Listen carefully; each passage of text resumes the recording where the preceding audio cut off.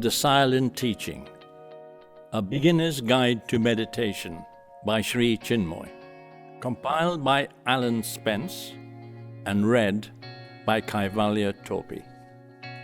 An ideal book for anyone who wants to try meditation for the first time.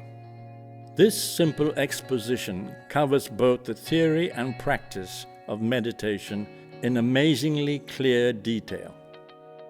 As always with Sri Chinmoy's works, inspiration is the key. The writing itself freely communicates the very same feeling of joy and satisfaction one gets from the spontaneous inner discovery of meditation.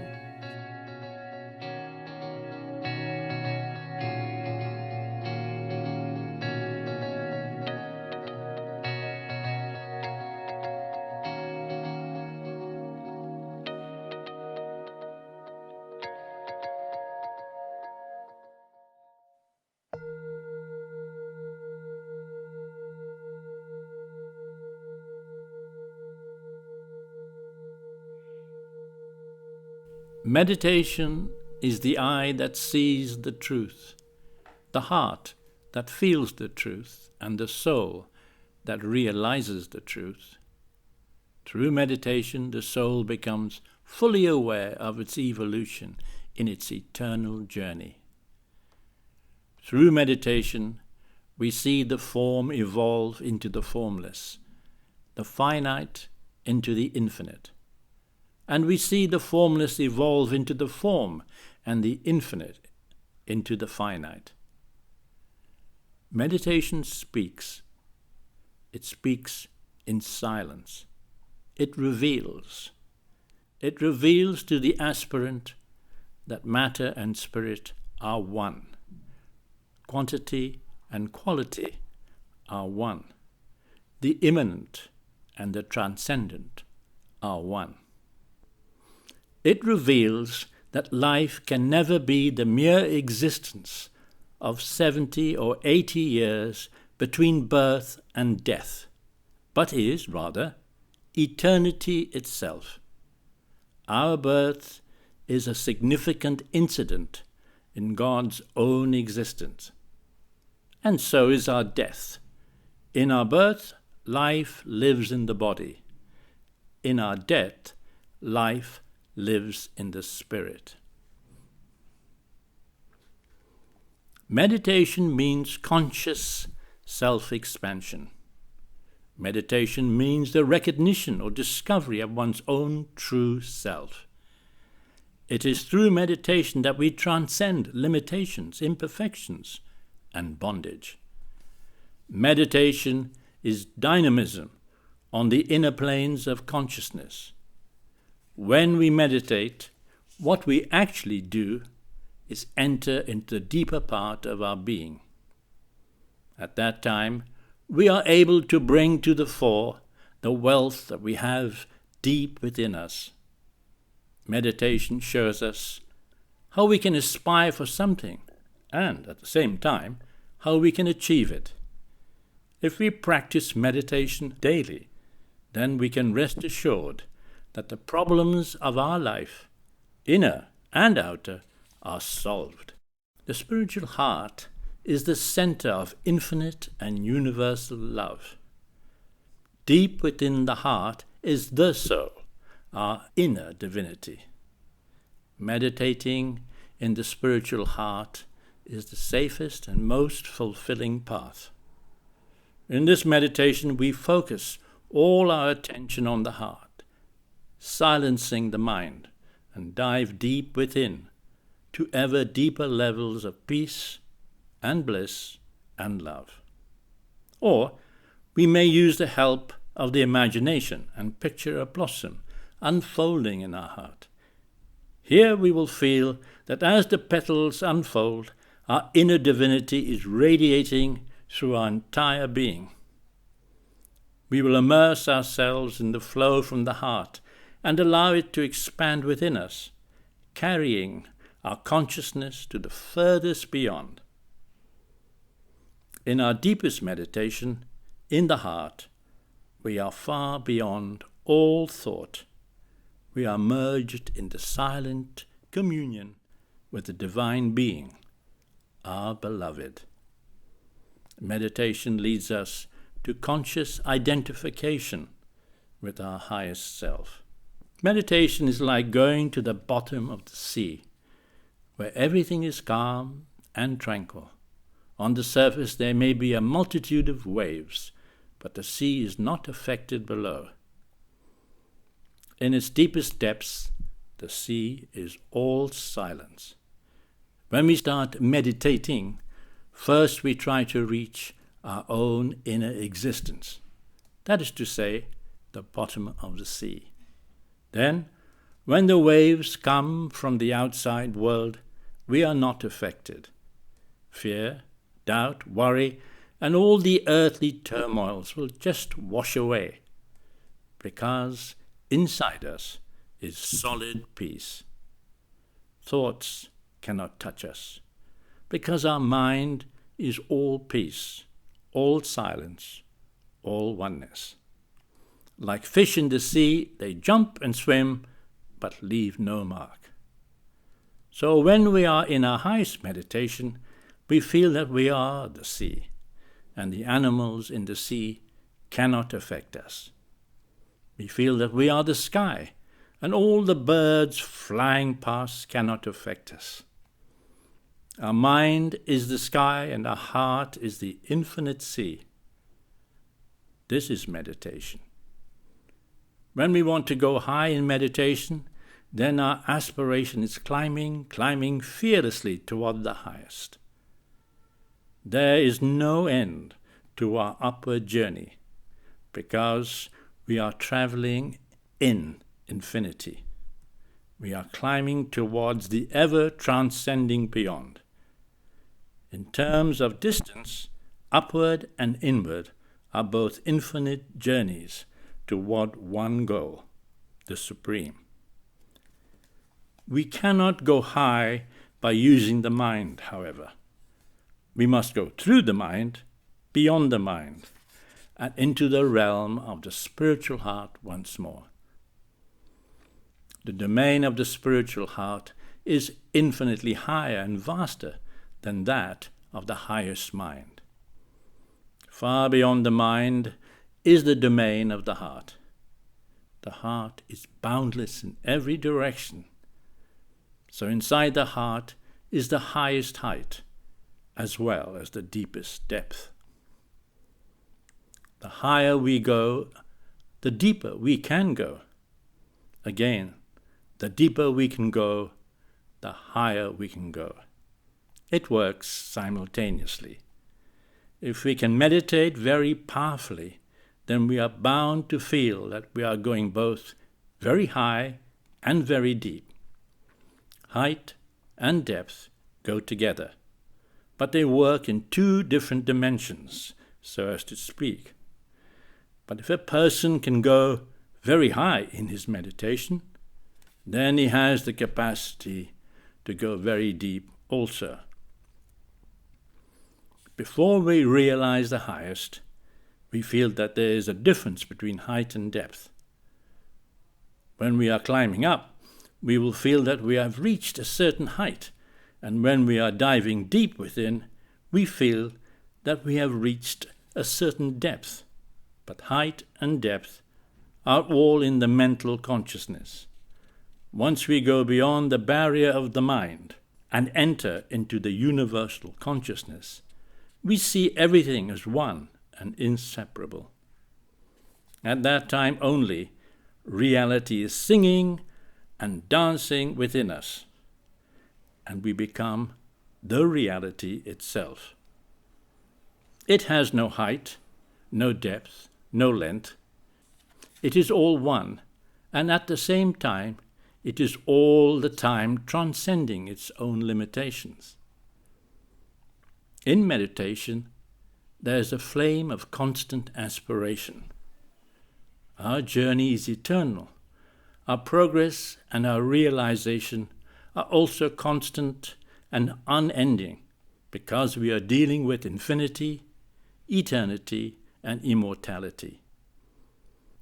Meditation is man's thirst for the infinite real, eternal real, and absolute real. The secret of meditation is to achieve conscious and constant oneness with God. The secret supreme of meditation is to feel God as one's very own, and finally to realize God for God's sake, Him to reveal and Him to fulfill. Meditation is self-transcendence. Self-transcendence is the message of the beyond. The message of the beyond is God, the eternally evolving soul, and God, the eternally fulfilling goal. Meditation tells you only one thing: God is. Meditation reveals to you only one truth: yours is the vision of God.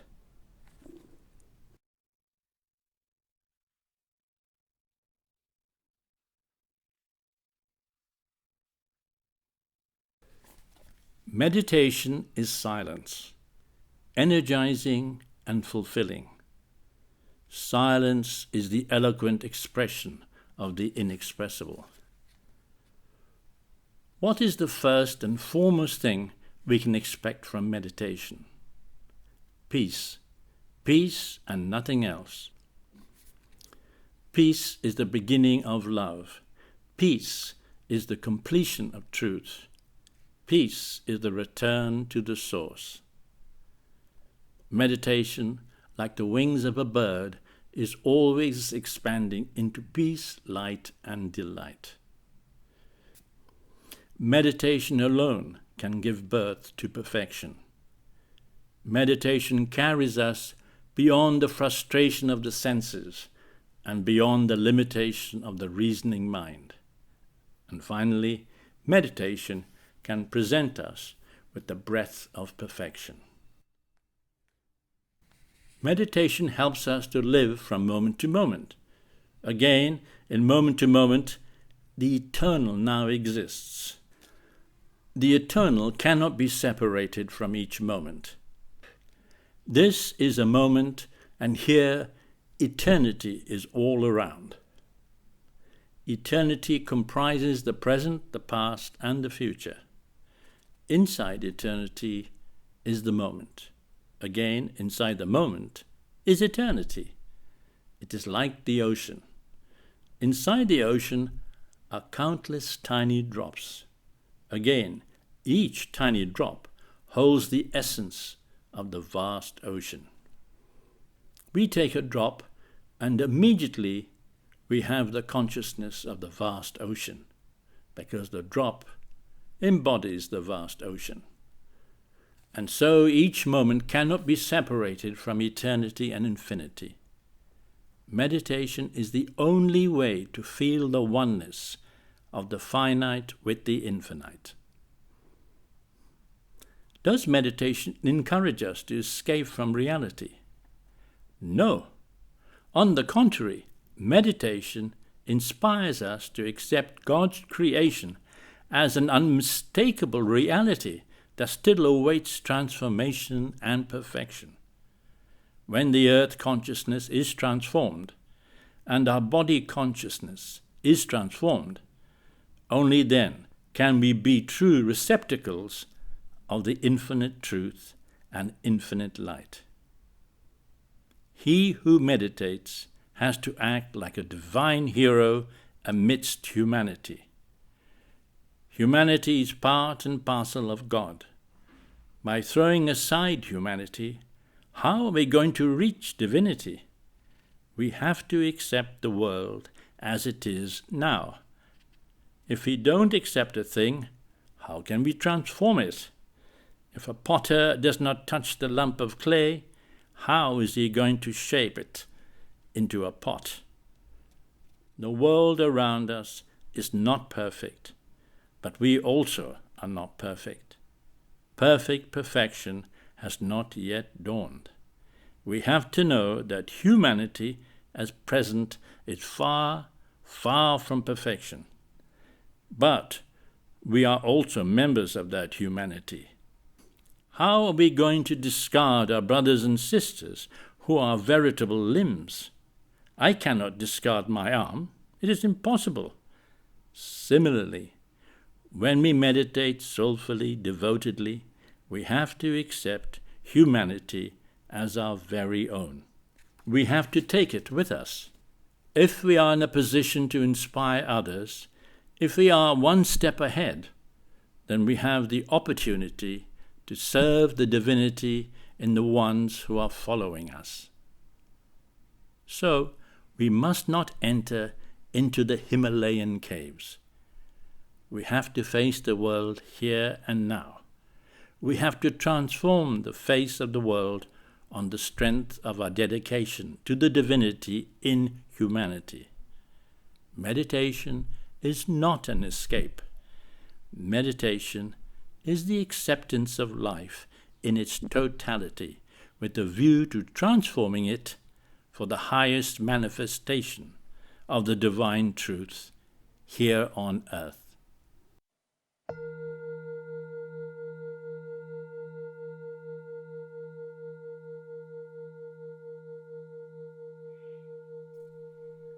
Theory. When he concentrates, everything matters. When he meditates, nothing matters.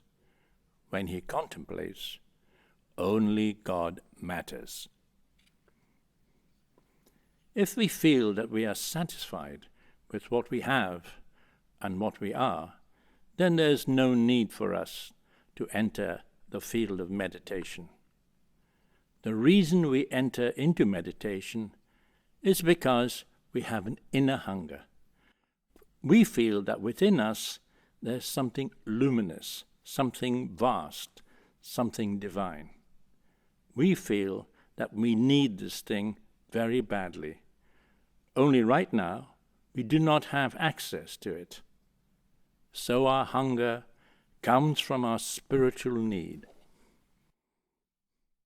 Meditation does not mean just sitting quietly for 5 or 10 minutes. It requires conscious effort. The mind has to be made calm and quiet. At the same time, it has to be vigilant so as not to allow any distracting thoughts or desires to enter. When we can make the mind calm and quiet, we will feel that a new creation is dawning inside us. When the mind is vacant and tranquil, and our whole existence becomes an empty vessel, our inner being can invoke infinite peace, light, and bliss to enter into the vessel and fill it. This is meditation. When we think that it is we who are trying to meditate, then meditation seems complicated. But real meditation is not done by us. It is done by our inner pilot, the Supreme, who is constantly meditating in and through us. We are just the vessel, and we are allowing Him to fill us with His whole consciousness. We start with our own personal effort. But once we go deep within, we see that it is not our effort that is allowing us to enter into meditation. It is the Supreme who is meditating in and through us with our conscious awareness and consent. Meditation has to be practiced spontaneously, soulfully, and correctly. If it is not, dark doubt will blight our mind, and utter frustration will steal into our heart. And you will probably find your whole existence thrown into the depths of a yawning chasm. For meditation, you need inspiration. Scriptures can supply you with inspiration. To buy a spiritual book takes 10 seconds. To read that book takes a few hours. To absorb that book takes a few years. And to live the truths thereof may take not only a whole lifetime, but a few incarnations. For meditation, you need aspiration.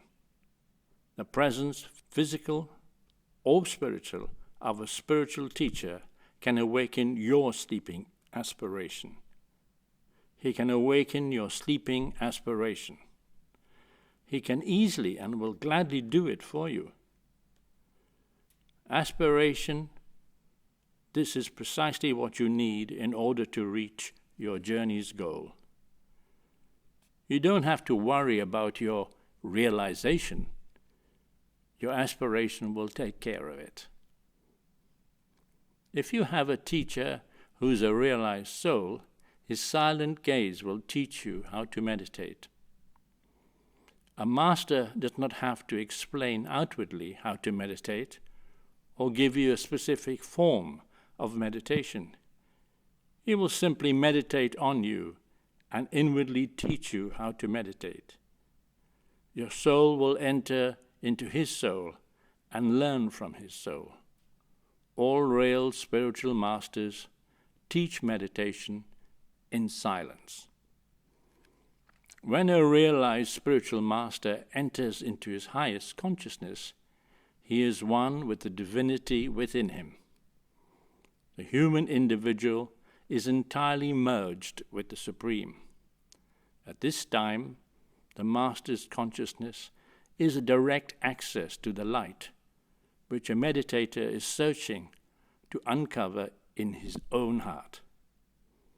The master's consciousness reveals and offers what the seeker has been working to find deep within himself. To identify with the highest meditation of the master is to have direct experience of the consciousness, which is the goal of one's inner search. This is not meditation on a human individual, but rather meditation on the divine consciousness, which is using the man as an instrument to reveal itself. The heart is the seat of the soul. The source and the reality are in the heart. As you concentrate on anything, a picture, a flower, a flame, so also you can concentrate on the heart. What concentration can do in our day-to-day life is unimaginable. Concentration is the surest way to reach your goal. It is concentration that acts like an arrow and enters into the target. Concentration is the arrow. Meditation is the bow. When you concentrate, you focus all your energies upon the chosen phenomenon in order to unveil its mysteries. When you meditate, you rise into a higher consciousness. Concentration wants to penetrate into the object it strives for. Meditation wants to live in the vastness of silence. In concentration, you endeavor to bring the consciousness of your object right into your own awareness. In meditation, you rise from your limited consciousness into a higher and wider domain. If you want to sharpen your faculties, concentrate. If you want to lose yourself, meditate. It is the work of concentration to clear the roads when meditation wants to go either deep within or high above.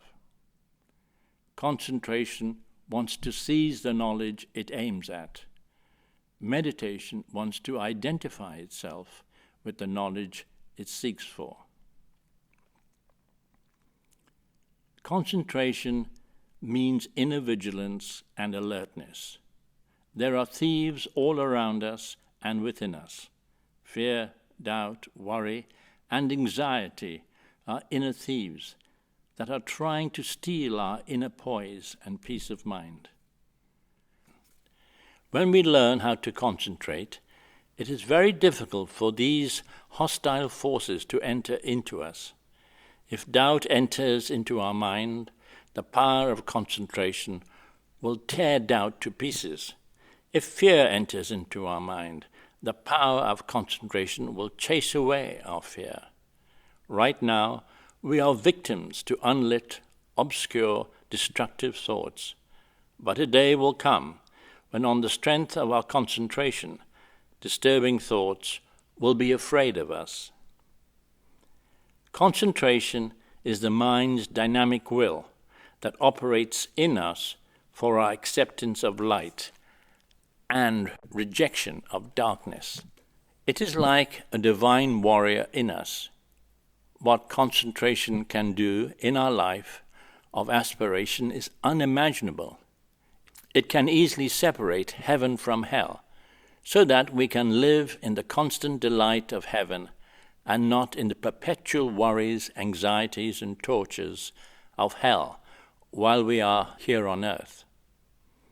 When we concentrate, we are like a bullet entering into something, or we are like a magnet pulling the object of concentration towards us. At that time, we do not allow any thought to enter into our mind, whether it is divine or undivine, earthly or heavenly, good or bad. In concentration, the entire mind has to be focused on a particular object or subject. If we are concentrating on the petal of a flower, we try to feel that nothing else exists in the entire world but us and the petal. We look neither forward nor backward, upward nor inward. Only we try to pierce the object with our one-pointed concentration. But this is not an aggressive way of looking into a thing or entering into an object. Far from it. This concentration comes directly from the soul's indomitable will or willpower. Very often I hear aspirants say they cannot concentrate for more than 5 minutes. After 5 minutes, they get a headache or their head is on fire. Why? It is because the power of their concentration is coming from the intellectual mind, or you can say, the disciplined mind. The mind knows that it must not wander. That much knowledge the mind has. But if the mind is to be utilized properly in an illumined way, then the light of the soul has to come into it. When the light of the soul is entered into the mind, it is extremely easy to concentrate on something for hours and hours. During this time, there can be no thoughts or doubts or fears. No negative forces can enter into the mind if it is surcharged with the soul's light. So when we concentrate, we try to feel that the soul's light is coming from the heart and passing through the third eye. Then, with this light, we enter into the object of concentration and identify with it. The final stage of concentration is to discover the hidden ultimate truth in the object of concentration.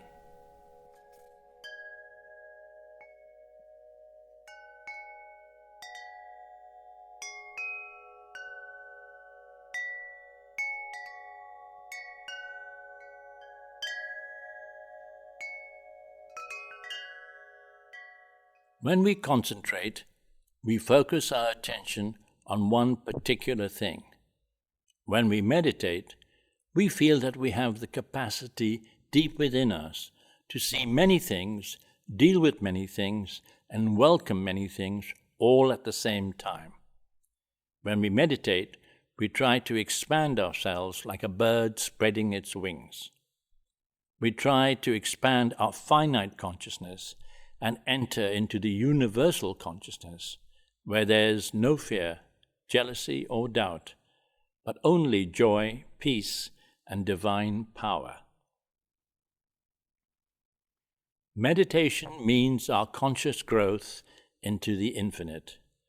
When we meditate, what we actually do is enter into a vacant, calm, silent mind, and allow ourselves to be nourished and nurtured by infinity itself. Through concentration, we become one-pointed, and through meditation, we expand our consciousness into the vast and enter into its consciousness. But in contemplation, We grow into the vast itself, and its consciousness becomes our very own. In contemplation, we are at once in our deepest concentration and our highest meditation. The truth that we have seen and felt in meditation, we grow into and become totally one with in contemplation. When we are concentrating on God, we may feel God right in front of us or beside us. When we are meditating, we are bound to feel infinity, eternity, and immortality within us. But when we are contemplating, we will see that we ourselves are God, that we ourselves are infinity, eternity, and immortality. Contemplation means our conscious oneness with the infinite, eternal absolute. Here the creator and the creation, the lover and the beloved, the knower and the thing known become one. One moment we are the divine lover and God is the supreme beloved. The next moment we change roles. In contemplation, we become one with the Creator and see the whole universe inside us. At that time, when we look at our own existence, we don't see a human being. We see something like a dynamo of light, peace, and bliss. If we meditate on a specific divine quality in an unshaped form, such as light or peace or bliss, or if we meditate in an abstract way on infinity, eternity, or immortality, then all the time we feel an express strain going forward inside us. We are meditating on peace, light, or bliss, while the express strain is constantly moving. Our mind is calm and quiet in the vastness of infinity, but there is a movement. A train is going endlessly toward our goal. We are envisioning a goal, and meditating is taking us there. In contemplation, it is not like that. In contemplation, the entire universe and farthest goal we feel deep inside ourselves. When we are contemplating, we feel that we are holding within ourselves the entire universe with all its infinite light, peace, bliss, and truth. There is no thought, no form, no idea. Everything is merged in contemplation. It is all one stream of consciousness. In our highest contemplation, we feel that we are nothing but consciousness itself. We are one with the Absolute. But in our highest meditation, there is a dynamic movement. That movement is not aggressive. We are not beating or striking anyone. Far from it. But a dynamic movement is going on in our consciousness. We are fully aware of what is happening in the inner and the outer world, but we are not affected. In contemplation, we are also unaffected by what is going on in the inner and outer world. But there, we and our whole existence have become part and parcel of the universe, which we are holding deep within us. So concentration gives the message of alertness, meditation gives the message of vastness, and contemplation gives the message of inseparable oneness. We concentrate because we want to reach the goal. We meditate because we want to live in the heart of the goal. We contemplate because we want to become the goal. We concentrate with the mind's illumining one-pointedness. We meditate with the heart's expanding vastness. We contemplate with the soul's fulfilling oneness.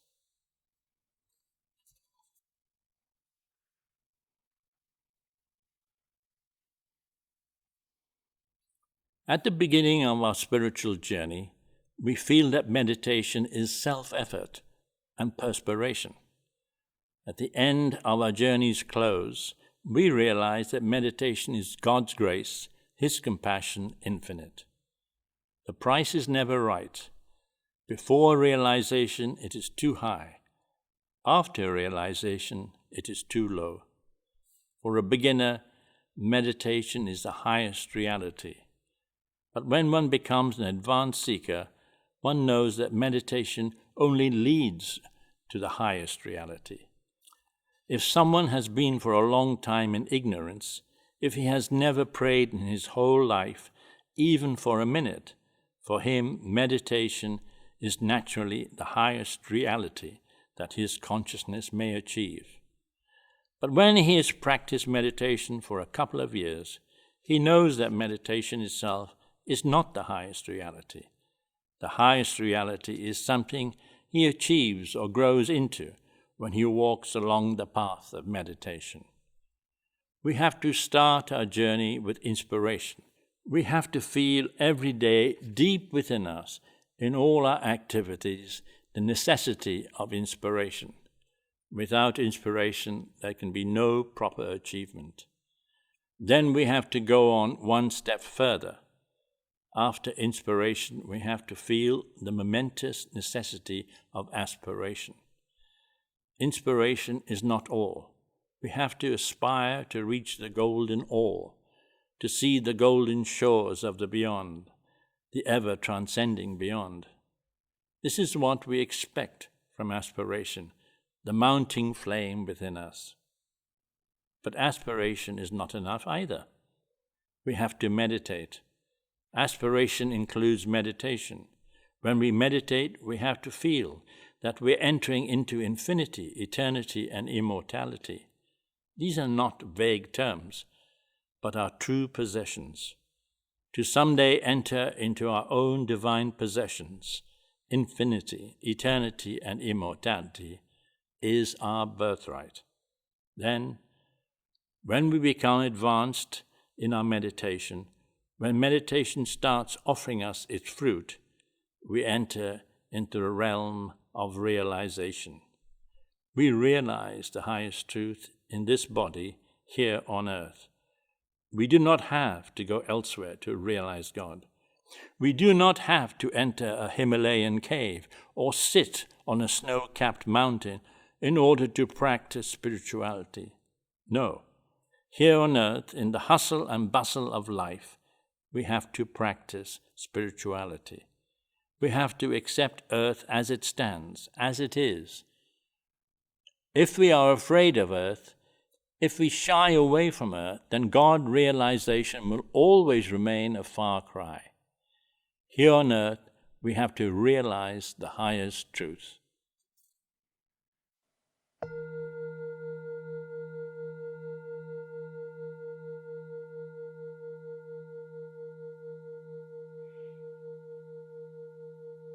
Practice.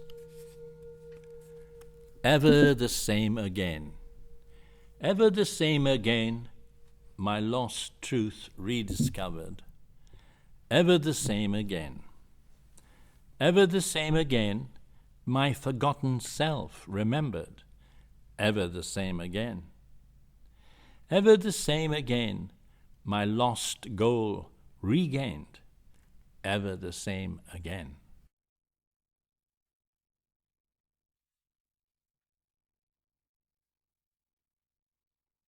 Beginning.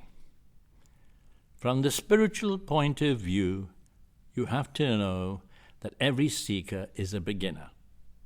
A beginner is he who has the inner urge to grow into something ever more divine, ever more illumining, and ever more fulfilling. The moment you want to make constant and continuous progress, the moment you want to constantly surpass yourself and enter into the ever-transcending beyond, at that moment you become an eternal beginner. If you are an absolute beginner, then you have to start by reading a few spiritual books or scriptures. These will give you inspiration, but you have to read books by spiritual masters in whom you have implicit faith. There are masters who have attained the highest consciousness, and if you read their books, you are bound to get inspiration. Only those who have realized the truth will have the capacity to offer the truth. Otherwise, it is the blind leading the blind. In the beginning, you should not even think about meditation. Just try to set aside a certain time of day when you will try to be calm and quiet and feel that these 5 minutes belong to your inner being and to nobody else. Regularity is of paramount importance. What you need is regular practice at a regular time. The best way to begin to learn how to meditate is to associate with people who have been meditating for some time. These people are not in a position to teach you, but they are in a position to inspire you. If you have some friends who know how to meditate, just sit beside them while they are meditating. Unconsciously, your inner being will be able to derive some meditative powers from them. You are not stealing anything from them, but your inner being is taking help from them without your outer knowledge. The most important thing is practice. Today your mind acts like a monkey. It is knocking all the time at your heart's door and disturbing the poise of the heart. But as many times as the mind comes to you, just chase it away, or deliberately place your conscious awareness on something else.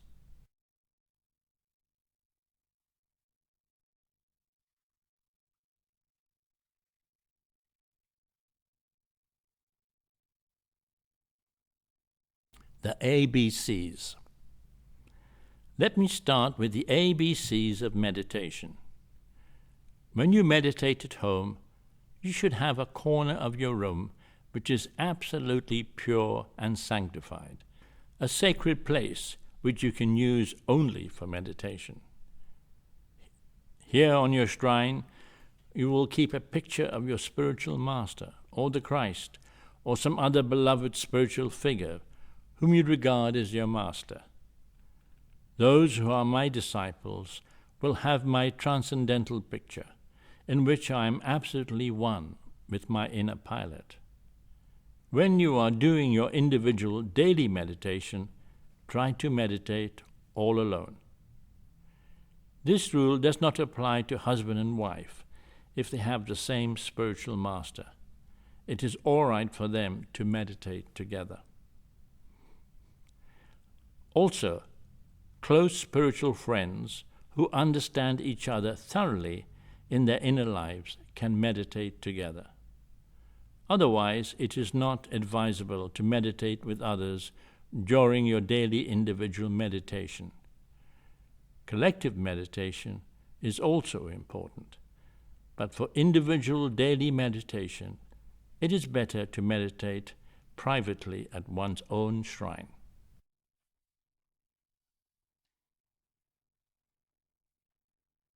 Outer aids to meditation. Before beginning to meditate, it is helpful if you can take a shower or proper bath.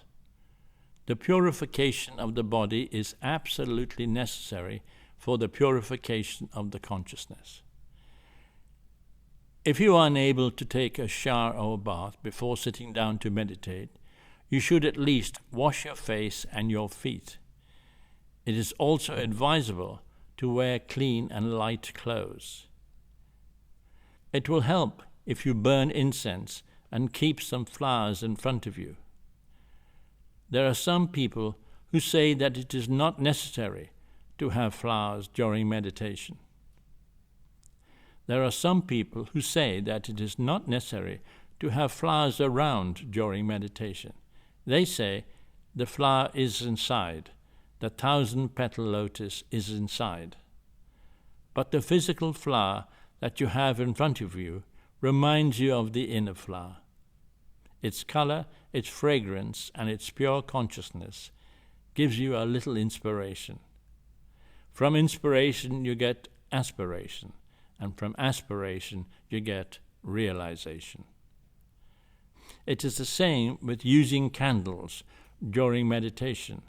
The flame from a candle will not in itself give you aspiration. It is the inner flame that will give you aspiration. But when you see the outer flame, then immediately you feel that the flame in your inner being is also climbing high, higher, highest. And when you smell the scent of incense, you get perhaps only an iota of inspiration and purification, but this iota can be added to your inner treasure. If someone is on the verge of God realization or has actually realized God, then these outer things will have no value. But if you know that God realization is still a far cry, then they will definitely increase your aspiration.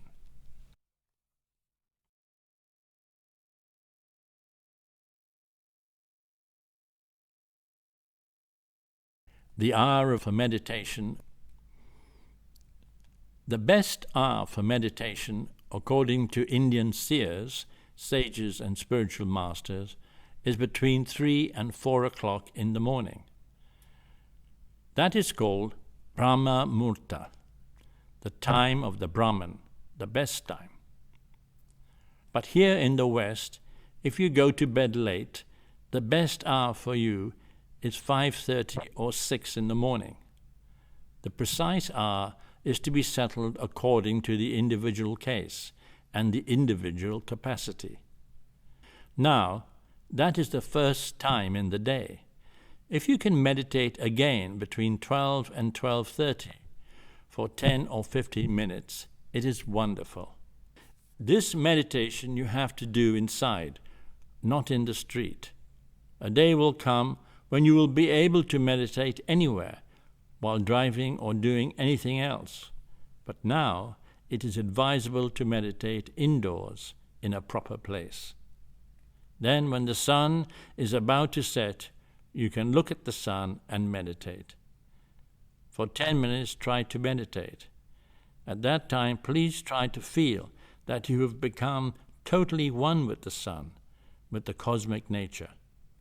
You have played your part during the day most satisfactorily, and now you are going to retire. That will be your feeling. Then meditate when you retire for the night, whenever you go to bed. It is always better to go to bed by 11 o'clock at night. But necessity knows no law. If you are compelled to work at night, it is all right for you.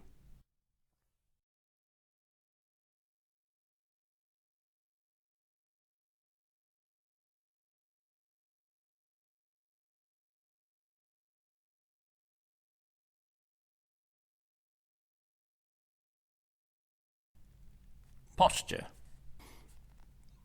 When meditating, it is important to keep the spine straight and erect, and keep the body relaxed. When the body is stiff, naturally the divine and fulfilling qualities that are flowing in and through it during meditation will not be received. The body should not be uncomfortable either. When it feels uncomfortable, automatically it will change its position. While you are meditating, your inner being will spontaneously take you to a comfortable position, and then it is up to you to maintain it. The main advantage of the lotus position is that it helps to keep the spinal cord straight and erect, but it will not necessarily keep the body relaxed. So the lotus position is not at all necessary for proper meditation. Many people meditate very well while they are seated in a chair. Some seekers like to meditate while lying down, but I wish to say that this is not at all advisable for the beginner, nor even for those who have been meditating for several years. It is only for the most advanced seekers and for realized souls. Others who try to meditate while lying down will enter into the world of sleep or into a kind of inner drift or doze. Furthermore, while you are lying down, your breathing is not as satisfactory as it is when you are in a sitting position. since it is not conscious or controlled. My disciples often ask me if they should meditate with their eyes open. Here I wish to say that in 90 out of 100 cases, disciples who keep their eyes closed during meditation fall asleep. For 5 minutes they meditate, and then for 15 minutes they remain in the world of sleep. There is no dynamic energy, but only lethargy and self-complacency, and they feel a kind of restful, sweet sensation. Then, after some time, by God's miraculous grace, they come back again and meditate for 2 or 3 minutes. Actually, it is best to meditate with the eyes partly open and partly closed. In this way, you are the root of the tree and at the same time the topmost bough. The part of you that has the eyes half open feels that it is the root, symbolizing Mother Earth. The other part, which has the eyes half closed, is the topmost branch, the world of vision, or let us say, heaven. Your consciousness is of the highest level, and is also here on earth, trying to transform the world.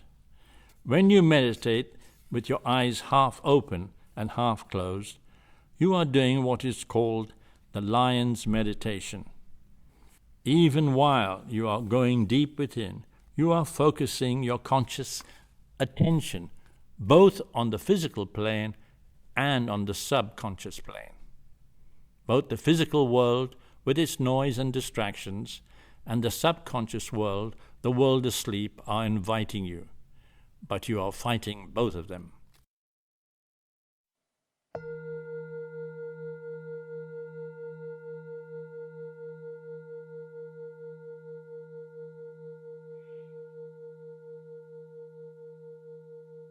Breathing.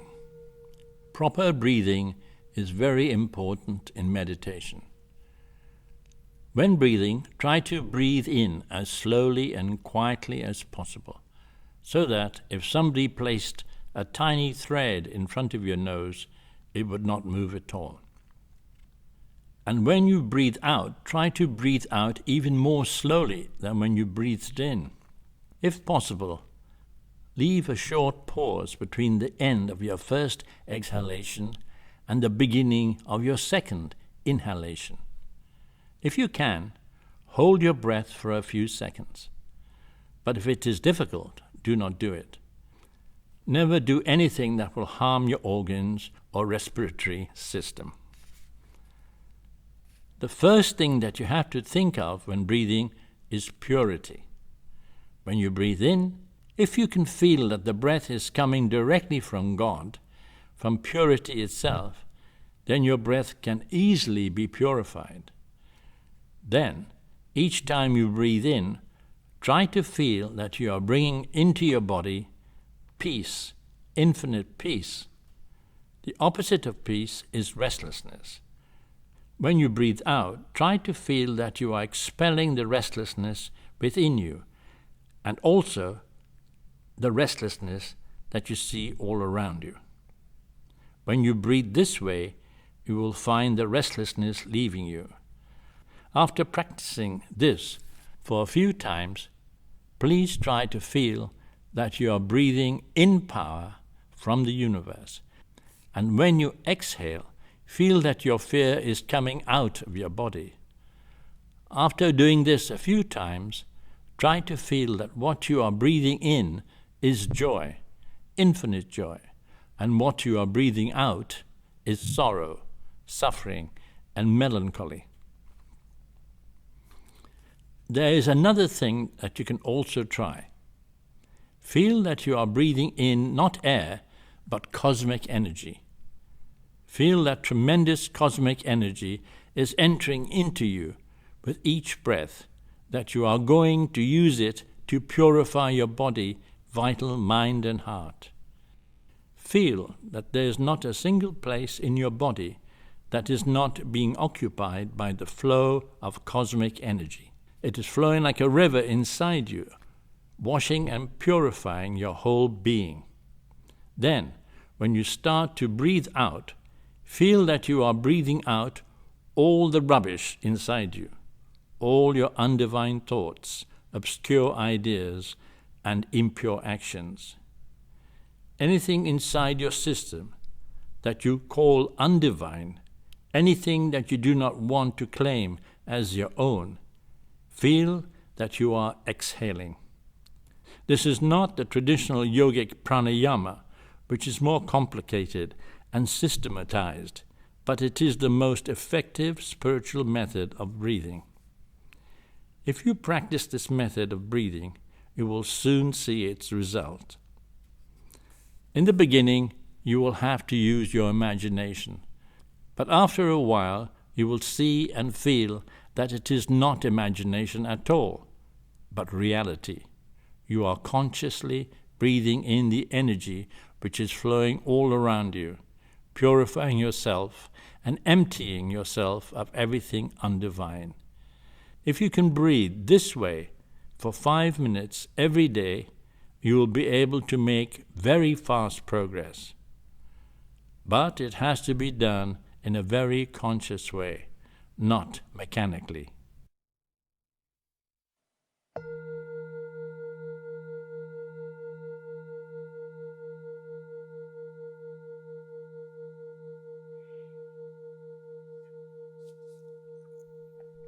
Mantra. Mantra is a Sanskrit word. In Indian philosophy, spirituality, and the inner life, mantras play a considerable role. A mantra is a syllable divinely surcharged with power. If you cannot enter into your deepest meditation because your mind is restless, this is an opportunity to utilize a mantra.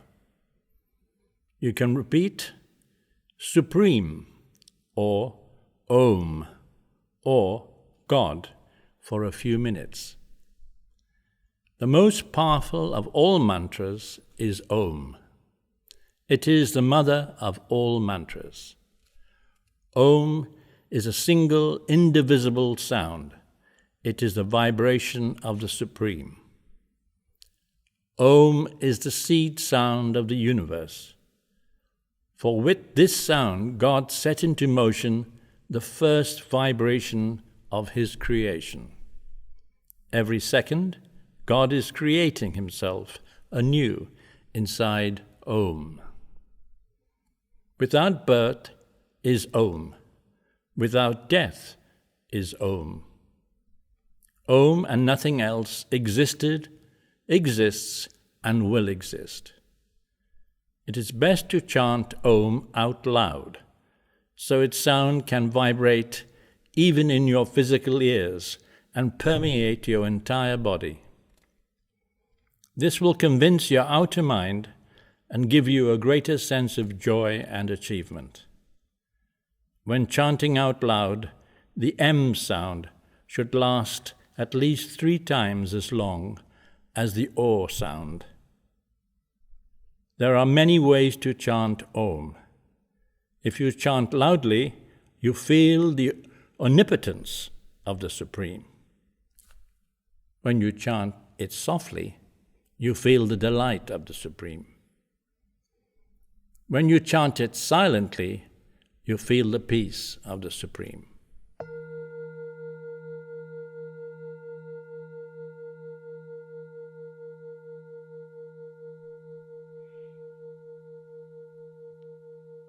Music.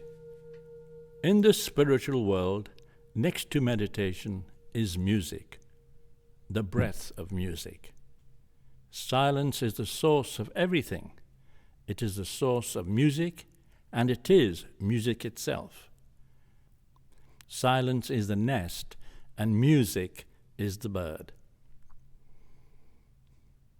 Let us not try to understand music with our mind. Let us not even try to feel it with our heart. Let us simply and spontaneously allow the music bird to fly in our heart's sky. Each individual has his own music. Each movement has its own music. Each action has its own music. Each time we breathe in and breathe out, there is music. Music and the spiritual life go together. One complements the other. Music helps the spiritual seeker to go deep within, to get the utmost satisfaction from life, from truth, from reality.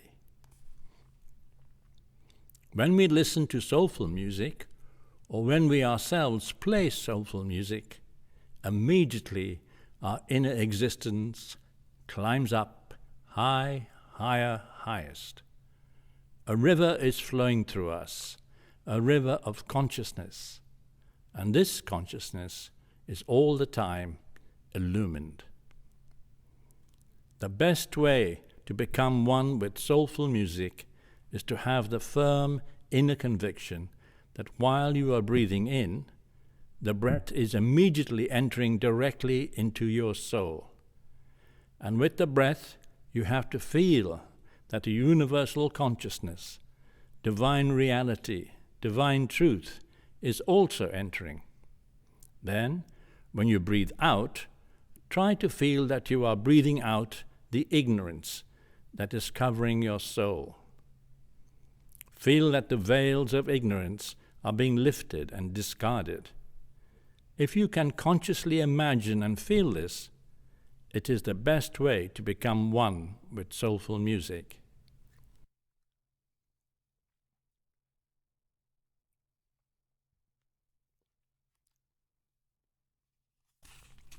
Singing is a form of meditation.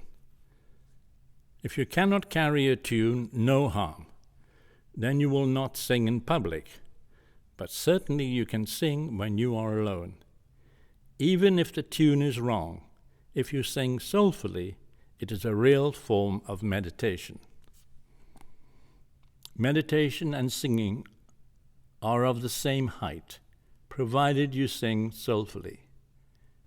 Meditation is of utmost importance, and by singing spiritual songs, you are getting the opportunity to meditate in the easiest way. This opportunity is knocking at your door at every moment. At every moment, you may not like to meditate, but who does not like to carry a tune? If you can sing soulfully, your singing will be considered as good as your meditation. Perhaps if you sing soulfully, you will do better than your own meditation. The mind and the heart. Some exercises. Separate yourself from the mind and observe the mind. You can read hundreds of pages or talk to hundreds of people, but you will not get illumination. So when you think of what the mind has given you, think at the same time of the thing that you really need most, and you will see that the mind has not fulfilled this need. Since your mind has disappointed you, why should you concentrate there?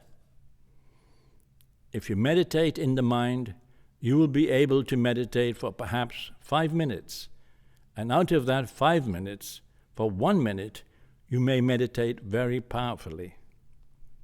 First you get joy and satisfaction, and then you may feel a barren desert. If you meditate in the heart, a day will come when you start getting satisfaction. If you meditate in the heart, you are meditating where the soul is. True, the light, the consciousness of the soul permeates the whole body, but there is a specific place where the soul resides most of the time, and that is in the heart. I am not speaking of the human heart, the physical heart, which is just another organ. I am speaking of the pure heart, the spiritual heart. The spiritual heart is located in the center of the chest, in the center of your existence. If you want illumination, you will get that illumination from the soul, which is inside the heart. When you are trying to make your mind calm and quiet, you are concentrating. When you are successful in chasing away all thoughts that disturb your mind, sooner or later your inner self will automatically come to the fore and stand right in front of you, like a blazing sun clearing away the veil of clouds. Right now, the inner sun is overcast with clouds, thoughts, ideas, doubts, fears, and so forth. Take the mind as a monkey or an unruly child. As many times as it comes to you, chase it away or deliberately place your conscious awareness on something else. If you allow it to distract you, it will gain strength and continue to torture you. During your meditation, your mind may resist and obstruct you, but you have to feel that you have something superior to the mind, and that is your heart. Just throw the mind and all its possessions into the heart. As you concentrate on anything, a picture, a candle, a flame, any material object, so also can you concentrate on the heart. You cannot look physically at your spiritual heart, but you can focus all your attention on it.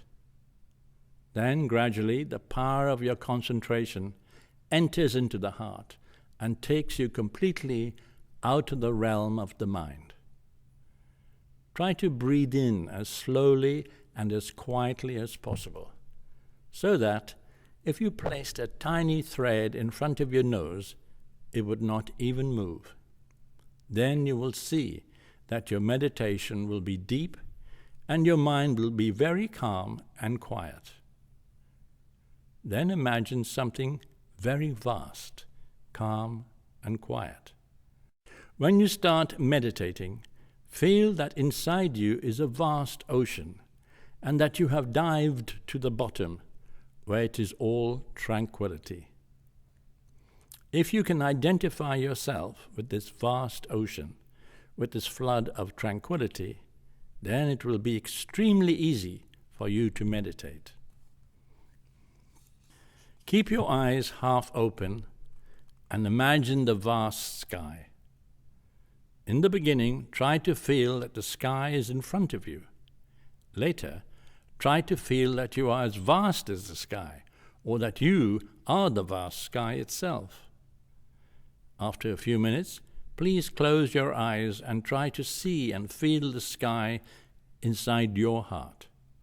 Please feel that you are the universal heart, and that inside you is the sky that you meditated upon and identified yourself with. The universal heart is infinitely vaster than the sky, so you can easily house the sky within yourself.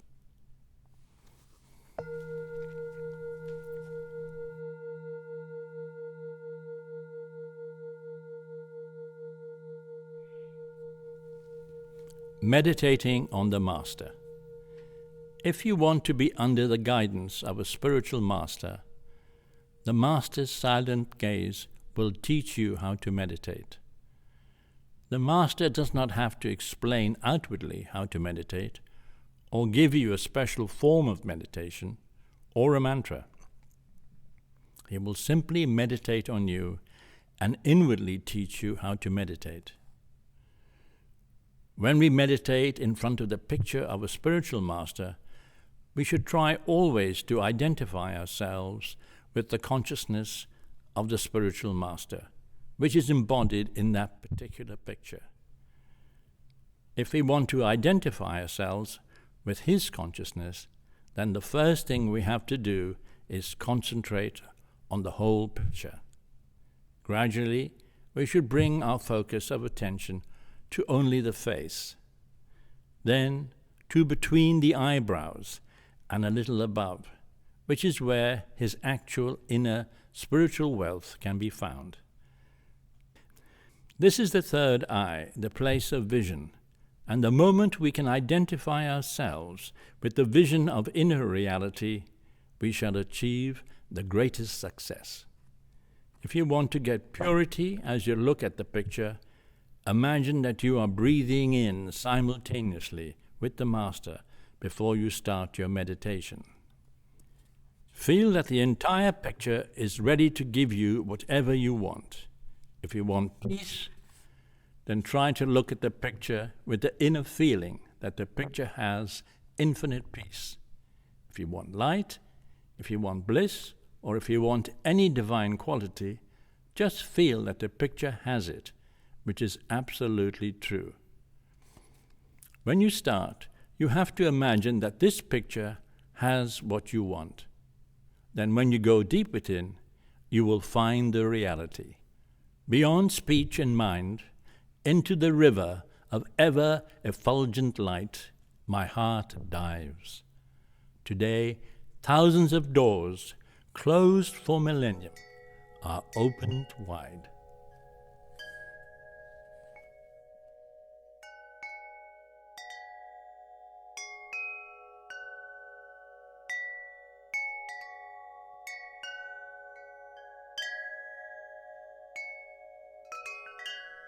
You have been listening to The Silent Teaching, a beginner's guide to meditation by Sri Chinmoy, compiled by Alan Spence, read by Kaivalya Topi. This book was published by Om Publication in 1996 in New York.